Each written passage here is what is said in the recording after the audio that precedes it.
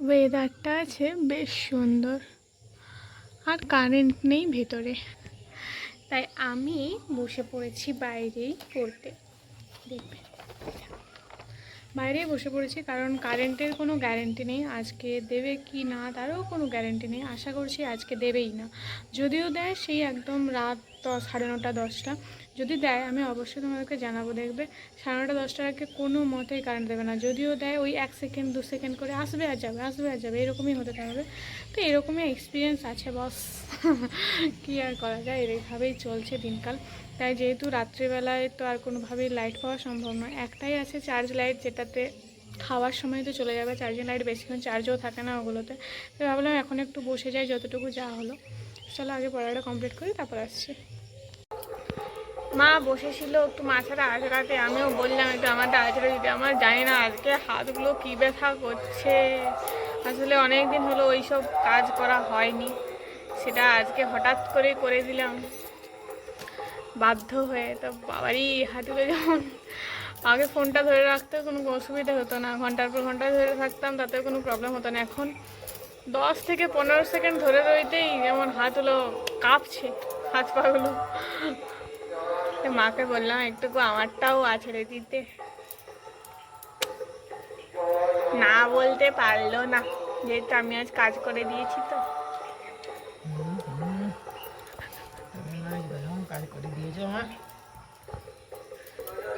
প্রতিটা মুহূর্তে ডায়লগ দিই, মা গুলো কেমন ভগবান জানে বাবা। সংসারে কত কি কাজ জানো কি? তোমরা জানো যে আমি কত কাজ করি, কিন্তু এই মানুষগুলো মানতে চায় না কোনো দিন। কার কি আমি জানি না, আমার মায়ের কথা বলছি। আমার মা আজ পর্যন্ত কারোর সামনে বললো না আমার মেয়েটা কত কাজ করে, জীবনে বললো না কারোর সামনে, কারোর সামনে বললো না। ঘুম থেকে উঠতেই বাজে 10:30। কেন রাতে আমি কি করি? রাতে কি আমি ইয়ে করি? তুমি যে বই পড়ো, তাহলে কিছু তো একটা করি যার জন্য আমার সকালে উঠতে দেরি হয়। আর সকালে উঠতে দেরি হয় আমি জানি, তো সকালে উঠতে আমি পারবো না, সেই কারণে আমি রাত জাগি। সকালে আমার দ্বারা উঠাটা সম্ভব নয়, ওটা জানি না কী ব্যাপার। ওটা যারা পারে না উঠতে তারাই রিলেট করতে পারবে। যাই হোক, আমি মাথাটা মাকে আচরণ করে, বেশি বকলে আবার না করে দিয়ে পালাবে। এই মানুষটাকে কিছু কিনে দেওয়ার নয়, একটা জুতো যেটা যা হোক করে অনেক কষ্টে করে 3-4 মাস চালিয়েছিল, তারপর ছিঁড়ে দিয়েছে। আর একটা এই রিসেন্ট জুতোগুলো কিনেছিল, তো এক সপ্তাহ ভালো করে যায়নি। এই যে 1 সপ্তাহ যায়নি, জুতোটাকে ছিঁড়ে নিয়ে চলে এসছে। দেখবে কেমন করে চলায় ভগবান জানে। এই দেখো 2 দিনও যায়নি, সঙ্গে সঙ্গে জুতোটাকে ছিঁড়ে নিয়ে চলে এসছে কোথার থেকে। তারপরে এই যে এই মানুষটাকে কিছু কিছু বলা যায়? এই ফিতাটাকে, এইটা আগের জুতো ছিল যেটা ছিঁড়ে দিয়েছিল বাঁ পায়ের জুতোটা, আর এই যে জুতোটা এটা ডান পায়েটা ছিঁড়ে দিয়েছে। তারপরে এরকম ভাবেই ঘুরছে, এইভাবেই তুমি ঘুরবে যাও। এই মানুষগুলোকে মনে হয় আর জুতো কিনে দিয়ে মনে হয় খালি পায়ে ঘুরো। ভাই 2 দিন তো যায় জুতো, মানছি জুতোগুলোর দাম দাম কিছু না, 150 টাকা দাম নিয়েছিল। তো যাই হোক, তা আরে ভাই কিছু তো যাক, অন্তত 150 টাকা নিয়েছিল, 1.5 মাস তো যাক। 1.5 দিনও গেল নি, সঙ্গে সঙ্গে ছিঁড়ে নিয়ে চলে এলো। এদের পায়ে কিচ্ছু থাকে না, কেমন করে চলে ভগবান জানে। শেষে সালাই করতে বসেছে। হ্যাঁ নতুন জুতাটা ছিঁড়ে গেল কি করলাম? ভাই 2 দিনও মানুষের যায়, 2 দিনও যায়নি, 2 দিনেই ছিঁড়ে দিল। কিছু বলার আছে? সেলাই করে 2 দিন চালাক, তারপর আরো একজন কিনতে হবে আর কি। এরপর আমি ভেবেছি ওই তাল খোলের জুতো,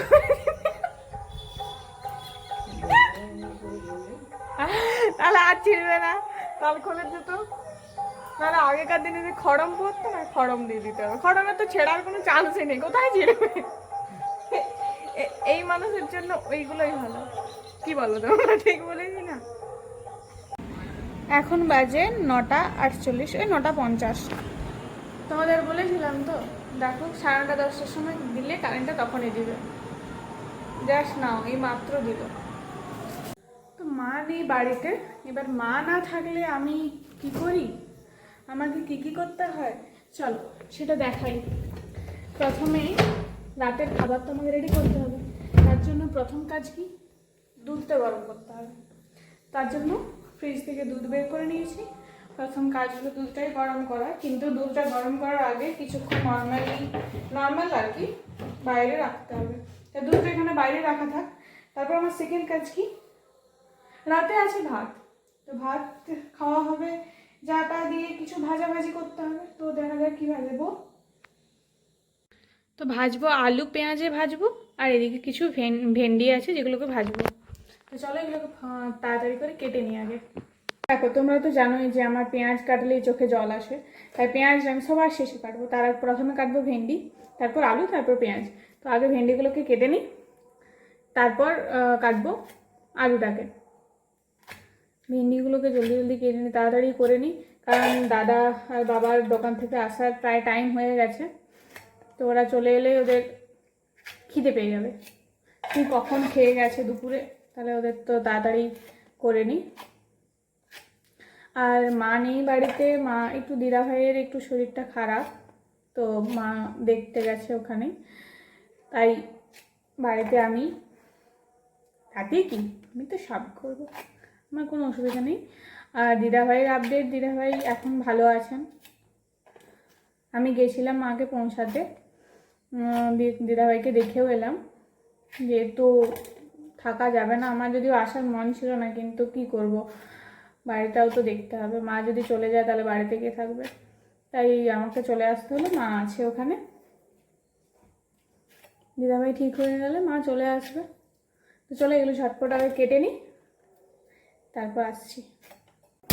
তো ভেন্ডি আমার কাটা হয়ে গেছে, তাই আমি ভাবলাম আগে ভেন্ডিটাকে বসিয়ে দিই, তাহলে আমার আলু পেঁয়াজ কাটতে কাটতে ভেন্ডিটা ভাজা হয়ে যাবে, তাহলে জলদি জলদি হবে, না হলে তো অনেকটা লেট হয়ে যাবে। তো চলো আগে ভেন্ডিটা বসিয়ে দিই। ওটাই এইভাবেই সব কাজগুলো করতে হয় একসাথে, তাহলে কি হয় তাড়াতাড়ি হবে। আমি যদি একসাথে কেটে তারপর আসি তাহলে অনেকটা লেট হয়ে যাবে।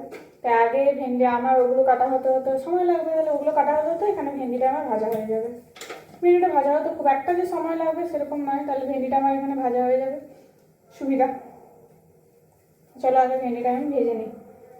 তোমাদের যেমন বললাম আমার এখানে আলু পেঁয়াজ কাটা দুটোই ডান, আর এখানে আমার ঢ্যাঁড়স ভাজাও প্রায় কমপ্লিট, একটু বাকি আছে। তো যেহেতু পেঁয়াজ করবো তাই পেঁয়াজ করার আগে দুধটাকে গরম করে নেবো। এই তো দুধটা নর্মালি রেখেছিলাম বেশ কিছুক্ষণ হলো, এরপর দুধটাকে বের করে নিই। ঠিক যতটা দরকার ততটুকুই গরম করব, বেশি করব না।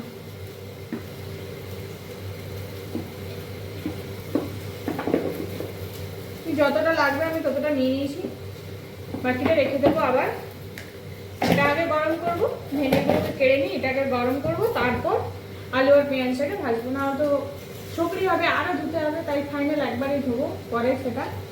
আর দুধটা একদম গরম গরম থাকলে একটু খেতেও কষ্ট, মানে তো দুধটা এই সাইডে গরম হচ্ছে, মানে ফুটে গেছে কিন্তু একটু রাখতে হয় না, তো সেটাই এখন রাখা আসবে। আরেকটা গ্যাসে আমি এদিকে বসিয়ে দিচ্ছি আলু আর পেঁয়াজটা, এইদিকে আমি ভাজতে বসিয়ে দিচ্ছি। এই কারণে কিন্তু এইদিকে গ্যাসটা একটু কম চলে, কেন জানি না, এদিকটা কম চলে, একটু সময় লাগবে। তো যাই হোক আমি তাও বসিয়ে দিচ্ছি এই সাইডে, আস্তে আস্তেই হোক, কারণ এখন একটু দেরি আছে ওদের আসতে।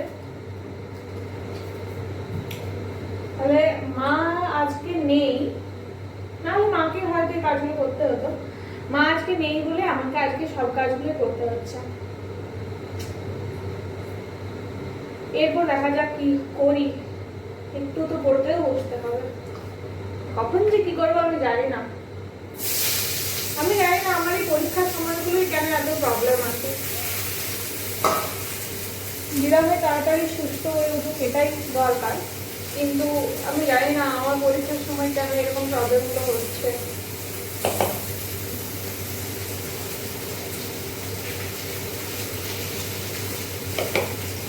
যাই হোক চলো, আমার প্রায় এখানে রান্না কমপ্লিট, জাস্ট এই আলু পেঁয়াজটা ভাজা হয়ে গেলে আমার কমপ্লিট কাজ। তারপর আমি করবো আমার নিজের কাজ, দুটো অর্ডার আছে যেগুলো কমপ্লিট করতে হবে, কালকে লাগবে।